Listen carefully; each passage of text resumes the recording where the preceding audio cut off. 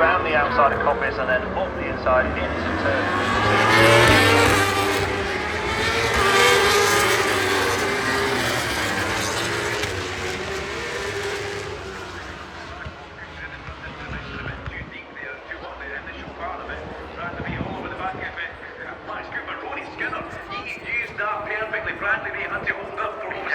Kawasakis, opportunistic stuff from Skinner. Complete opportunistic stuff there. Yeah, you saw Christian run into the bottom mountain too fast. Really held his teammate up at the bottom of the mountain. Then had a concertina effect onto Bridewell.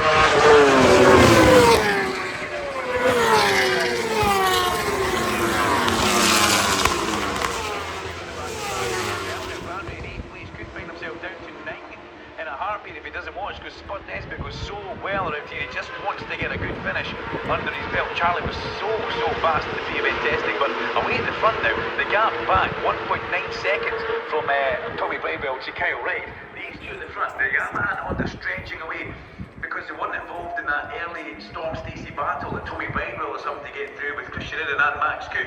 Tommy has now broken free and pulled away, but there's a fair chance he's going to use too much tyre as Charlie Nesbitt tries to come through and do a Kyle Ryde on Brad the Race to go through the gooseneck, but Brad again lays the bike over the nose. But Tommy is in a bit of a sticky situation here. The lap times at the front are strong. For him to catch up, he's going to have to pick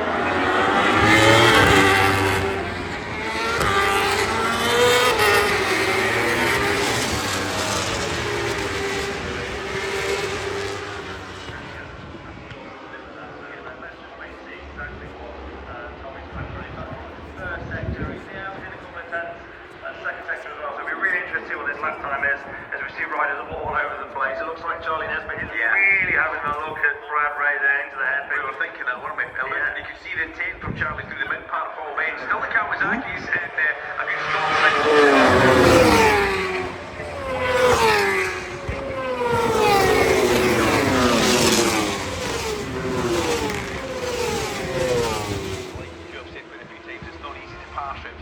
back up with the leaders coming down towards the bottom lowest part of Park Street before they start climbing the Honda. Big crash in the background, sorry, big crash in the background. Charlie's too.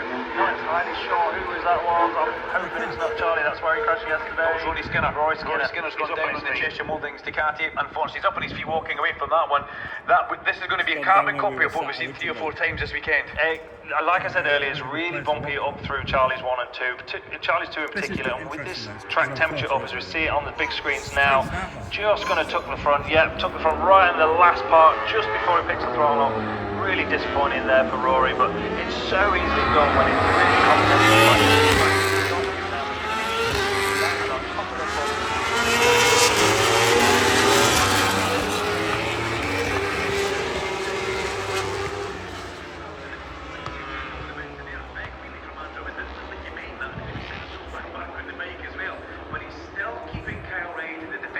Champion, very honest here. This is a great show, a great weekend for Andrew Irwin. Lap times at the front, fastest lap of the race, Andrew Irwin, 1:26.2 last time round peak, so he's digging very deep here. And Kyle and Tommy answering with that. Across the line this time, all identical lap times, 1:26.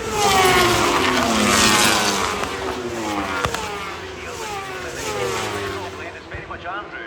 Yeah, having a really good weekend, Andrew Irwin this weekend, and like I say, he's on the fastest lap of the race so far, 26 now, well, the last lap only a couple of tenths on.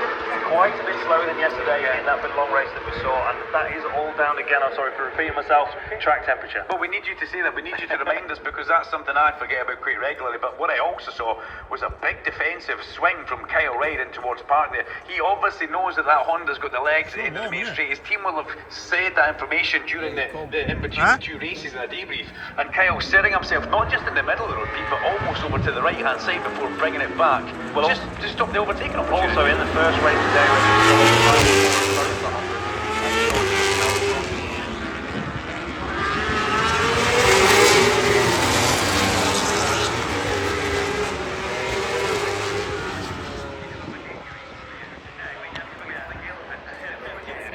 someone's weakness is that.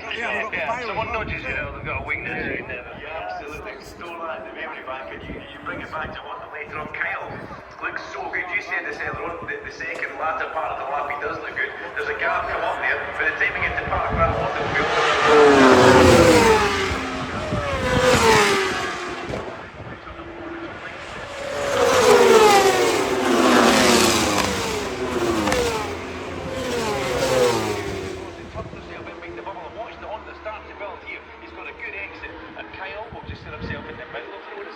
alongside in the braking zone. There you go, Kyle Coulter on the main. Tommy Bridewell is not making any inroads into this. And then we look back, we've got a Kawasaki, it's Christian Iddon now. Ahead of Storm Stacey, Max Cook, Charlie Nesbitt. The pocket rocket goes ahead of Bradley Ray. Yeah, using that park corner outbraking manoeuvre like he has done the majority of the races that so far this weekend, and that'll be Ryde back down to 9th And now. Scott Redding wants to show this as well. Scott Redding coming alive as the weekend goes on, which you would naturally expect the Hager PBM Ducati to get stronger, the more mileage, the more lap time he gets on that bike. Yes, he's up there saying, go on about it.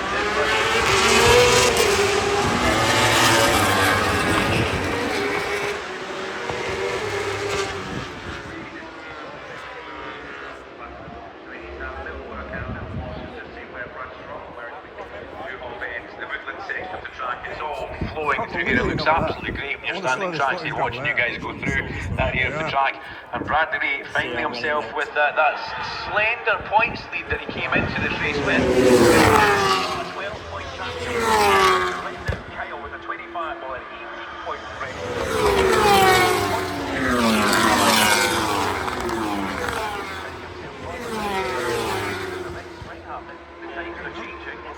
Like this, it will be a very, very different outcome at the end of this race. And you see Andy Irwin again using power of that Honda to put the park straight onto the brakes, right behind Ryde. But Kyle just sits in the middle of the road, he knows where he has to defend, as you said that from earlier on. And are they thinking about tyre? Because you said this place isn't too bad on tyres, it's not like Thruxton. Have they got a little bit of that in mind, or are they going for it? So normally it's not a place where you really struggle. However, as we saw yesterday, Brad really struggled in the last few laps in particular. But however, Kyle was super strong, doing a 25.7 towards the end of the race. Yeah. Mega fast.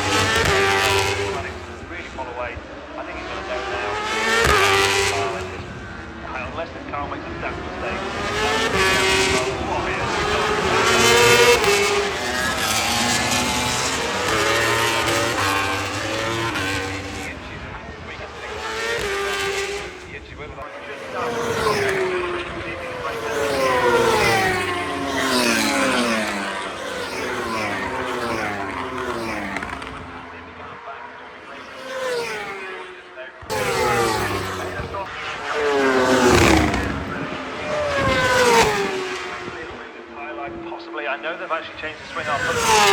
They've changed the swing arm between the first race and this race. Trying to get a little bit more flexible, trying to get some more grip into the back of that.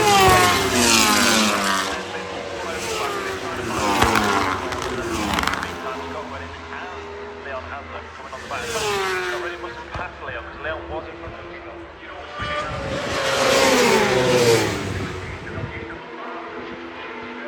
Yeah, so they're 27,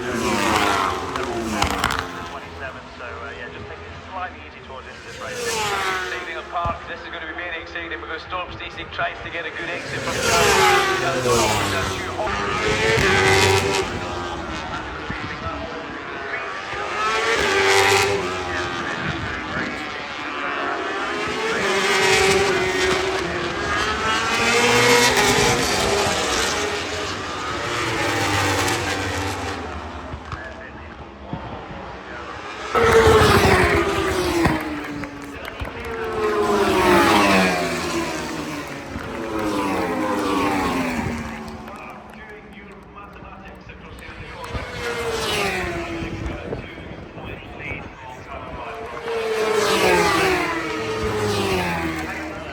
after the first race at Brands Hatch a few rounds ago, had a 56-point lead in the championship. It won 11 out of the first 12 races, and the championship was really going in its direction. very strong, Larry. And also another bit of information for you that really kicked them out there. Number one, the defending reigning champion, Ryde. 2 seconds to the win, yeah. It's going to be